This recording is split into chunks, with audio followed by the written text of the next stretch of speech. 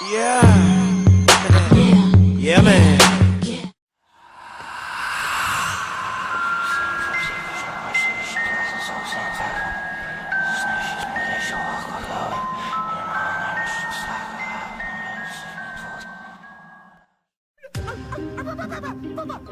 SHOUTZ, take him out back!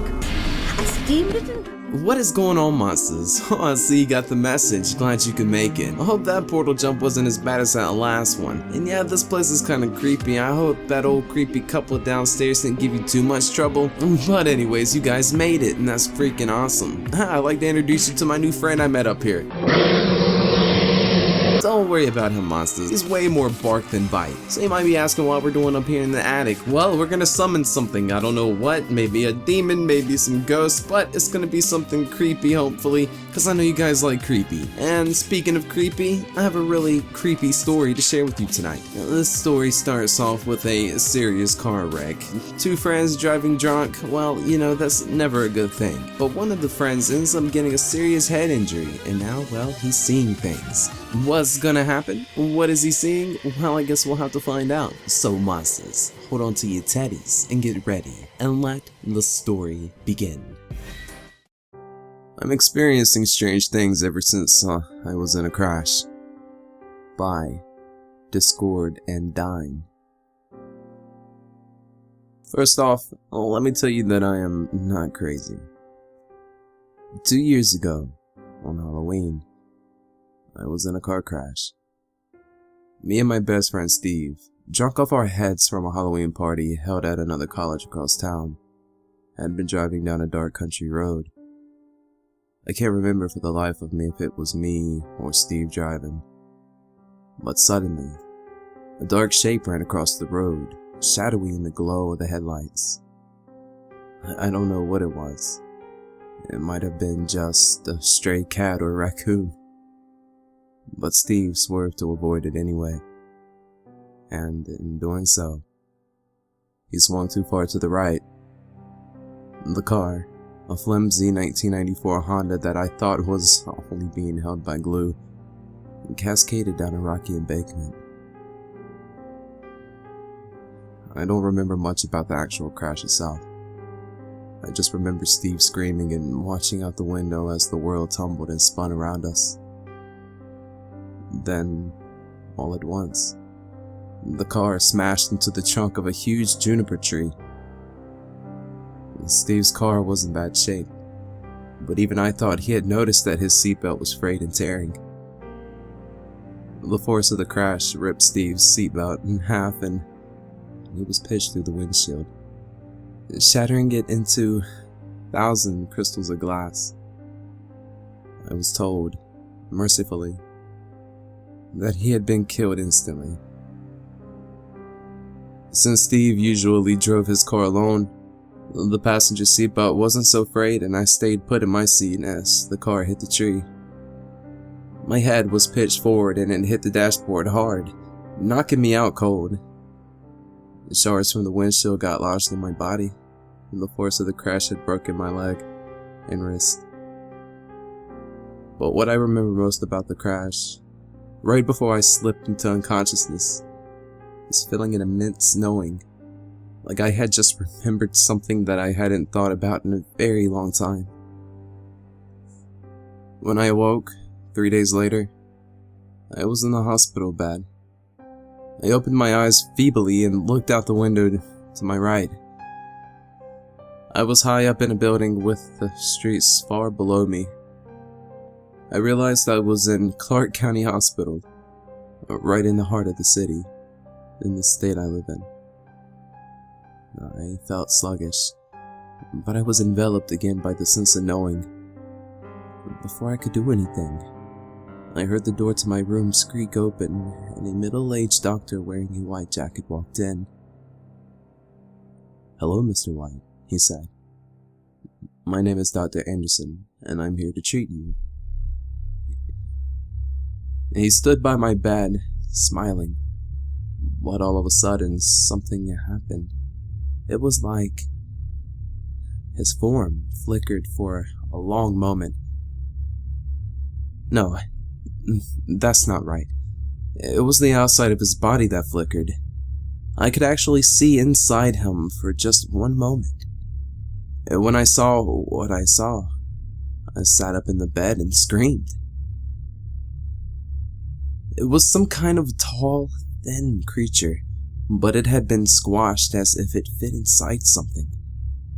It had long, wicked, sharp claws for hands, and its frame was skeletal. Its gray, slimy skin stretched tight over its bones like a drum. I could actually see its unnaturally shaped heart beating in his chest.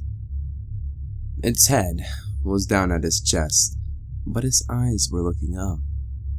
His eyes were yellow and slitted, like a cat's. Adorning in his face was a long muzzle with sharp, slimy teeth. I thought I could see something flickering in his mouth. But just as I saw all this, he flickered again, and a smiling Dr. Anderson was where the creature had been standing a moment ago. I sat up in the bed and I screamed, almost ripping the tubes in my arms out. "Hey, Mr. Winter, please calm down. I know it must come as a shock." As he was saying this, he reached forward and patted my hand. I pushed his hand away in revulsion and stared at him in terror. Dr. Anderson looked at me, puzzled. It's not uncommon for a victim of a fainting spell to be agitated after waking up. I'll go get Mrs. Baker with your medication. As he turned to leave, he flickered again, and I saw the creature, snarling, walk towards the door. He reached the claw out for the door handle, but it flickered again, and I watched Dr. Anderson leave the room. Although my stay at the hospital, I avoided Dr. Anderson as much as possible. Whenever he would come towards me in the hall, during my rehabilitation exercises, smiling, he would flicker, and the scowling creature would appear just a moment before it flickered back to him. 3 weeks later, I got out of the hospital and I was walking, hobbling with my crutch, to my car when I turned to look at the crowd of people waiting for the bus. And suddenly, everything flickered again and I saw, to my horror, 8 or 9 creatures like Dr. Anderson standing among all the normal people. I didn't know which was more terrifying, the creature or the fact that none of the ordinary people seemed to notice them. But suddenly, everything flickered again and none of the creatures were present.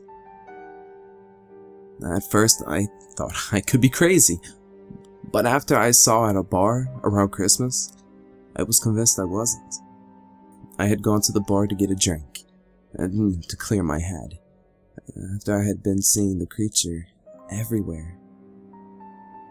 After downing 5 or 6 beers, I really had to piss.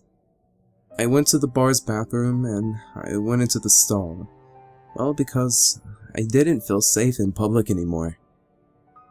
Right as I had finished and I was about to open the stall door, I heard the bathroom door creak open.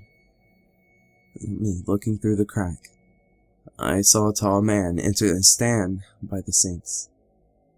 The flickering came again, and I saw another creature. His was much taller, and with much more sharp claws and fangs than the others. I heard the door open again and saw another guy enter. Flicker again, and the creature was human again. As the new guy went into the sink to wash his hands, the tall man crossed the floor and locked the bathroom door. Suddenly, there was a loud snapping noise and the creature was back, snarling. I noticed with horror that there had been no flickering. The guy at the sink turned, saw the creature and screamed, and at this moment the creature lunged forward and grabbed the man with his huge claws. It opened its muzzle and its tongue, a worm-like thing with its own mouth. It squirmed out and pushed its way in between the screaming man's lips. There was a shudder, and the captured man began to grow much taller. His skin turned a slimy gray as his skeletal frame lengthened and became sickly thin. His face was drowned out into a long muzzle with sharp teeth as his fingers grew into long, sharp claws. His eyes burned yellow and became slitted like a cat's. The first creature removed its tongue, and just as soon as it had started, the transformation was over and two identical creatures stood in the bathroom. There was another loud snap and the two men were back, as if nothing had happened. The newly transformed man smiled at the other and they both unlocked and left the bathroom, shutting the door behind them. I was so scared and that I didn't leave that stall for 20 minutes. When I finally mustered up the courage to leave, both the men were gone from the bar. Sometimes I think back to that car crash and wonder what had caused me to be able to see these creatures. Maybe a glass shard had lodged in my brain, causing the ability, but how long had the creatures been among us? Had our brains evolved to simply not see them? Or is this a new phenomenon? Well, I honestly don't know. Or maybe I'm just insane. Maybe the crash caused some kind of brain damage and now I'm experiencing vivid hallucinations. But I saw what happened in that bar restroom with my own two eyes. The creatures, they have to be real, right? I'm seeing the creatures a lot more now. At first I only saw 10 or 11 at most every week. Now I'm seeing that number every day, and with different people each time. Homeless people begging for change, and clerks at the grocery store, just people walking down the street, and even my next door neighbor. They're all creatures under their human disguises. But tonight, I've had enough. 2 years of seeing these creatures and not doing anything about it? Well, that's about to change. As I write this, my backpack awaits me at my door, stuffed with pistols, knives, homemade pipes, bombs, and thousands of rounds of ammunition. These things need to die. And I'm going to be the one to do it. Huh? No, I don't even care if the occasional human being gets in my line of fire. I'm going all around the city tonight, gunning down and killing any creature I see. I won't stop until every last of these creatures' blood run down the street. Oh, and first stop, Clark County Hospital. Alright monsters, so we got everything in place. If somebody can hit the play button on that old cassette player and let's get this summoning music going. I will travel across the land, searching far and wide. Each Pokemon to understand the power that's inside. Pokemon.